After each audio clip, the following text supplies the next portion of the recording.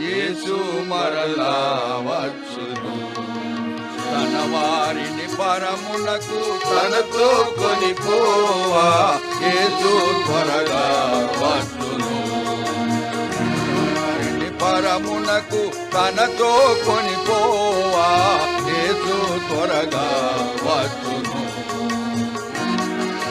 చెప్పేను యేసు తన శిష్యులతోను నిశ్చయముగా వచ్చునని.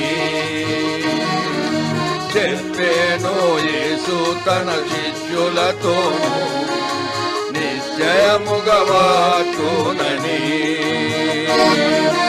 ఎవరేసునితో నడతురో